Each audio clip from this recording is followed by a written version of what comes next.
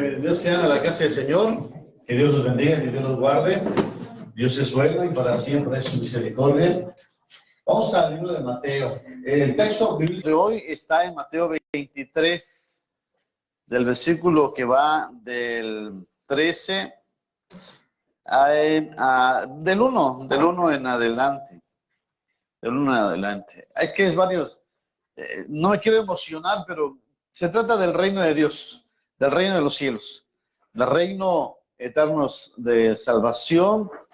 Por eso, antes de iniciar el tema del culto de hoy, estábamos leyendo 3 textos bíblicos.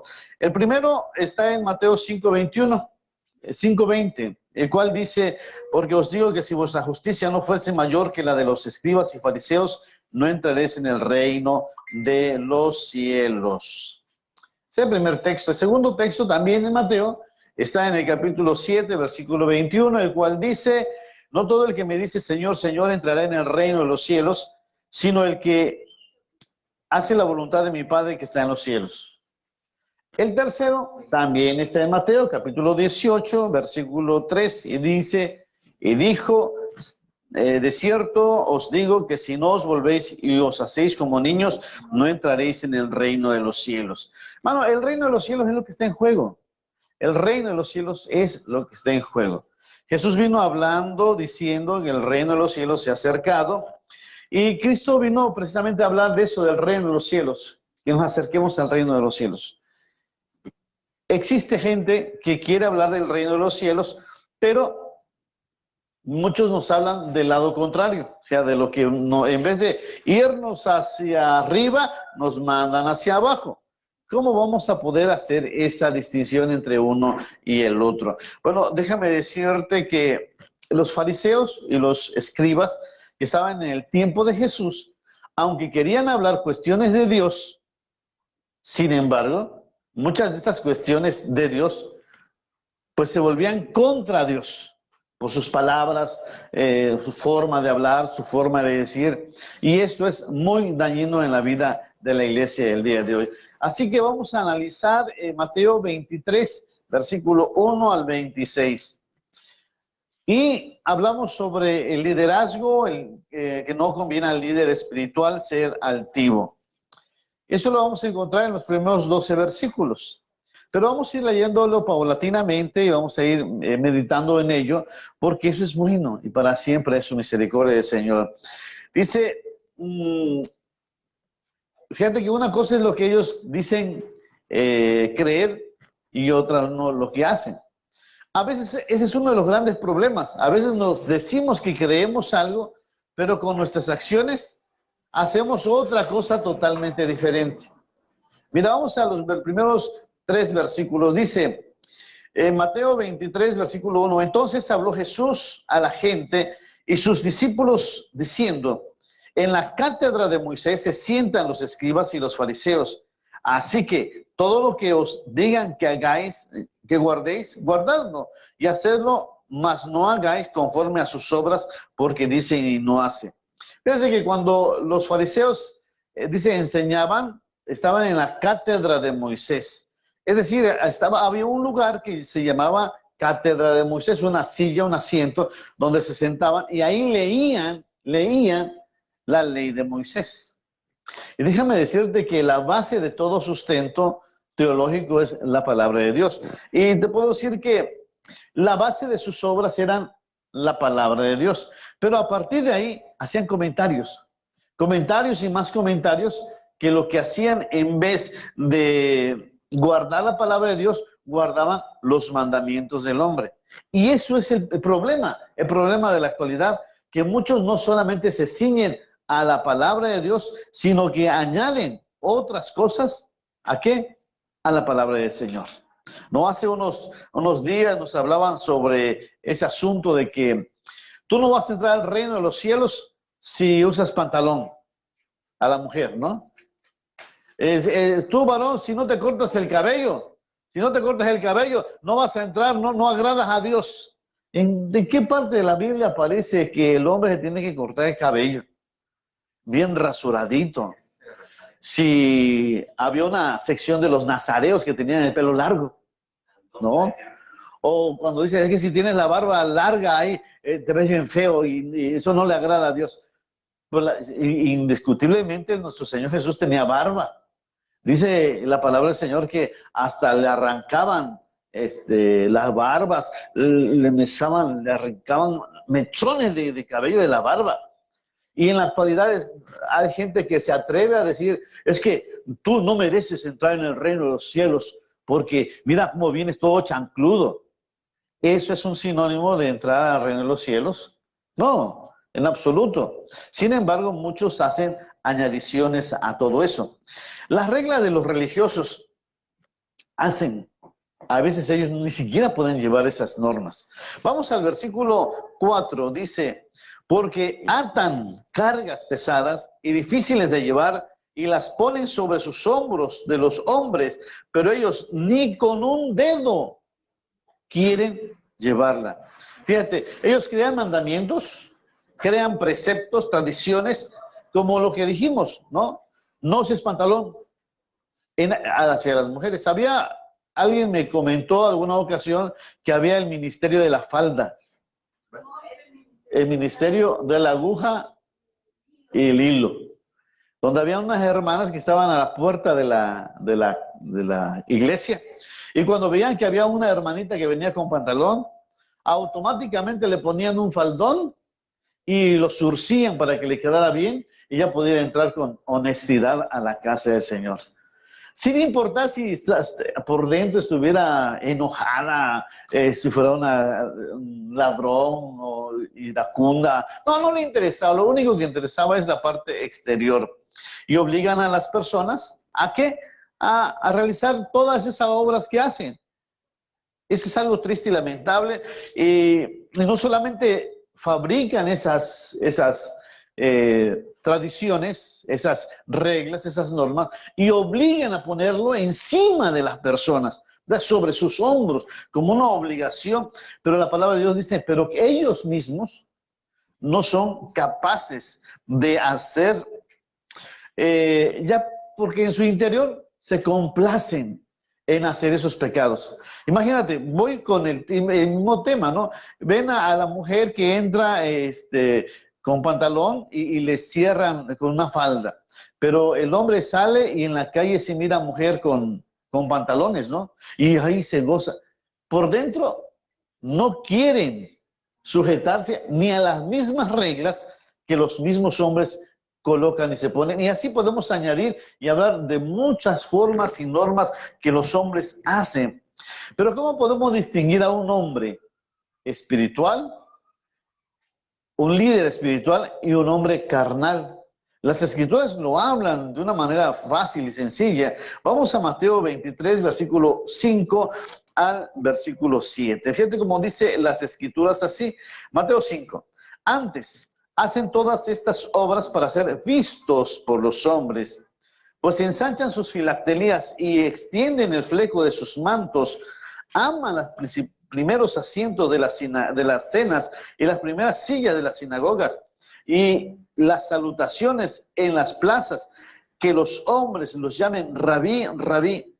Imagínate, dice la Escritura que ellos quieren ser el centro de atención de todo. Cuando llegan a una casa, ellos quieren recibir el mejor manjar, la mejor comida. Y muchos lo hacen así. Inclusive hacen una comida, invitan a un líder religioso o a los hermanitos de la iglesia, y a los hermanitos de la iglesia le dan la mejor comida, y a los hijos de la casa no les dan. Y yo he conocido familias así.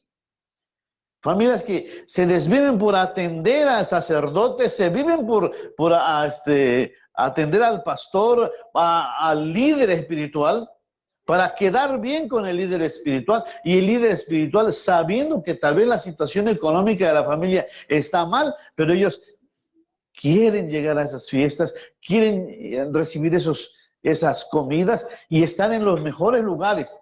Y hasta lo piden. Y lo exaltan, dicen, esta silla no es para mí, no es digna del siervo de Dios, ¿no? Lo dicen. Entonces uno aprende ahí a decir, híjole, este hombre no como que está buscando la plata, anda buscando la lana de la oveja antes de alimentar a la oveja. Y ese es el problema, el gran problema de todo problema. Y no solamente eso, mira, las filactelias eran una señal de que uno amaba a Dios. No sé si ustedes han visto alguno en la televisión, cómo hay judíos que van al muro de los lamentos y empiezan a orar, y ellos se ponen en su mano izquierda una cosa de cuero y se lo amarran en su brazo, y una cajita donde están los mandamientos escritos, y otros se ponen aquí una cajita cuadradita y se lo amarran. Eso se llaman filactelias. Cuando la gente lo mira, dice, oh, es una persona que ama mucho a Dios porque anda teniendo sus mandamientos en su frente y en su brazo. Así como la marca de la bestia, que dice que va a tener en la frente y en la mano derecha. ¿Por qué? Porque Satanás es tremendo, copia todo lo que de Dios hace, lo hace. Bueno, pero esas son las filactelias, y lo ensanchan, es decir, lo hacen más grande, con mayores adornos, para que la gente diga, oh, qué hombre tan santo, qué hombre tan puro. Y no sucede solamente con los hombres, sino también con las mujeres. Hay mujeres entre que más larga sea la falda y que no se mira, dirían, ay, qué pudorosa es la mujer, ¿no?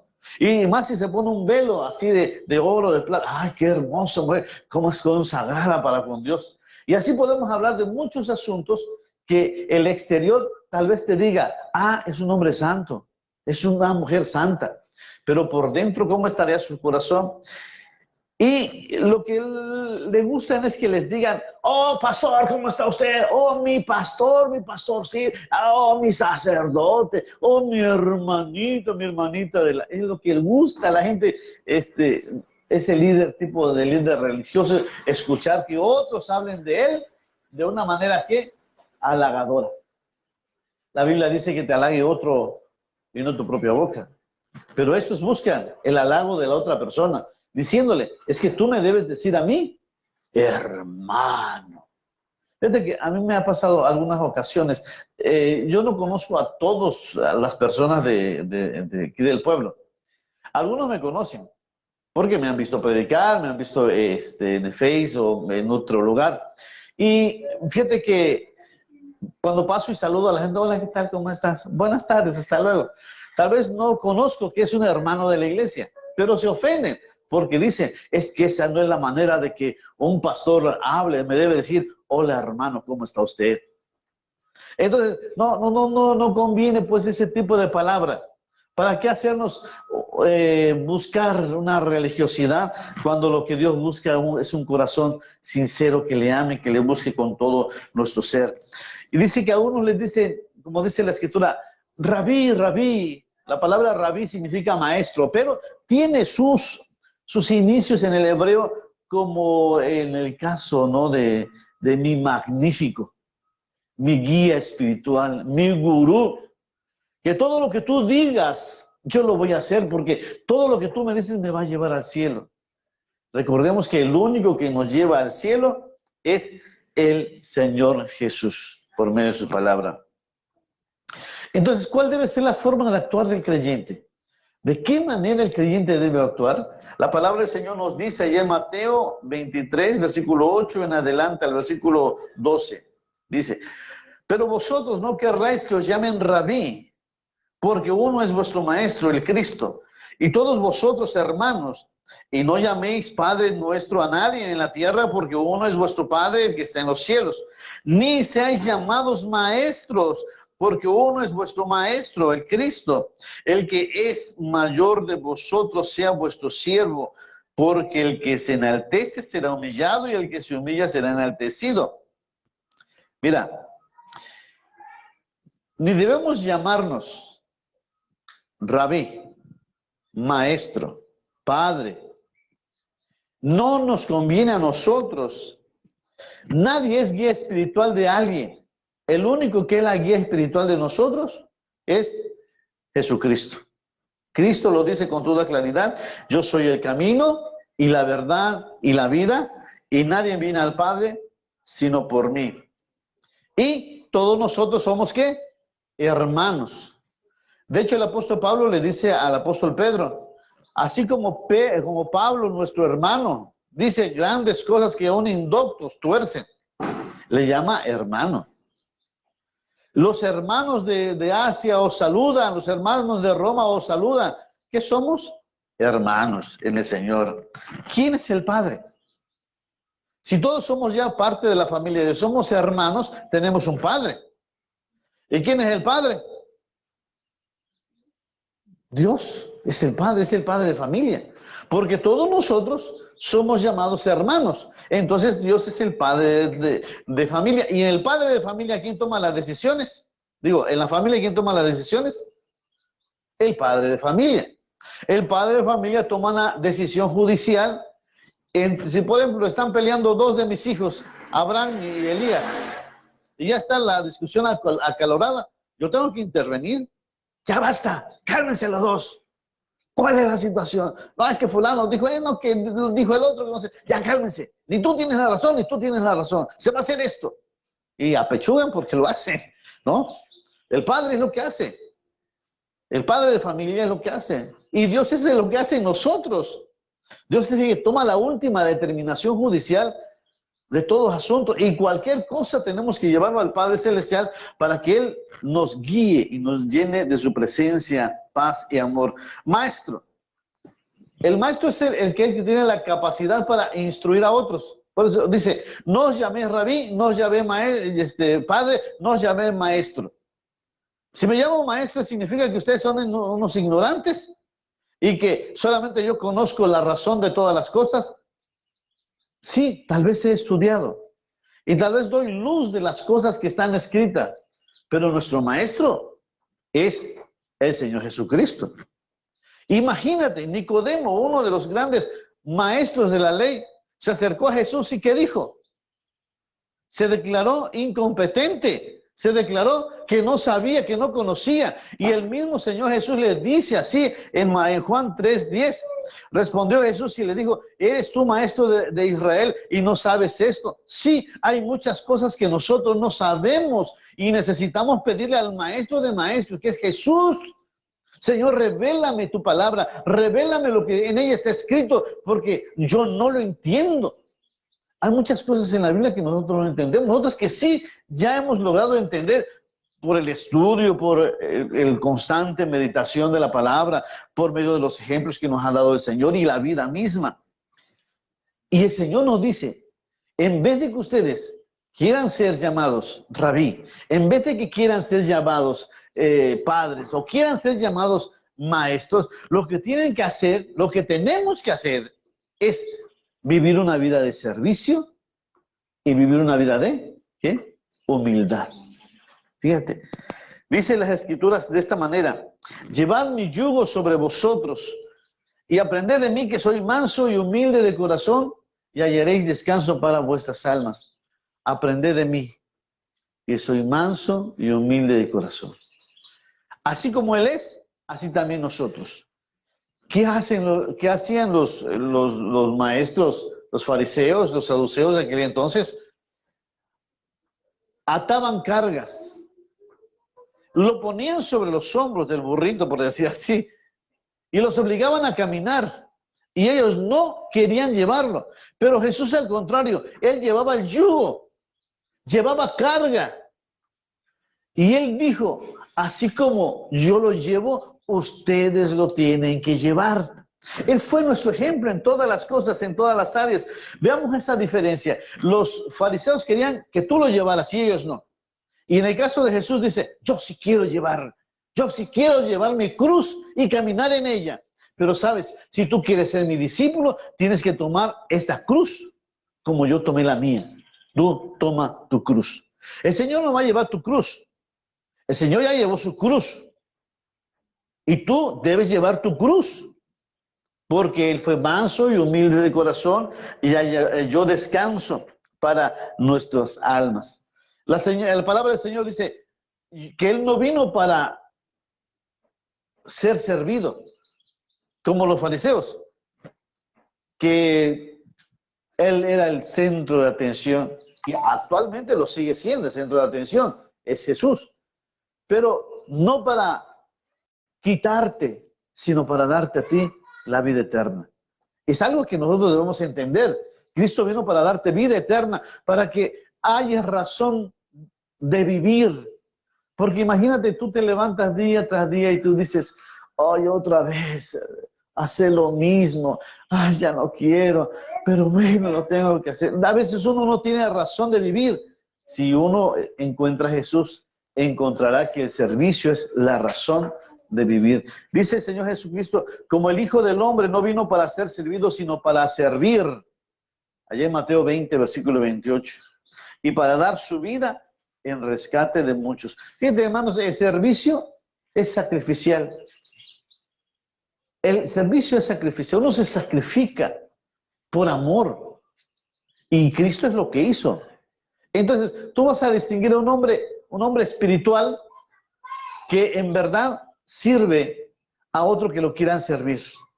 Un hombre soberbio a una persona que es humilde. Aquel que se quiere hacer alto, más alto que los demás, o aquel que no buscando la grandeza prefiere servir. Ahí vamos a reconocer quién verdaderamente es un hombre de Dios y una mujer de Dios. ¿Quedó claro hasta aquí, hermanos?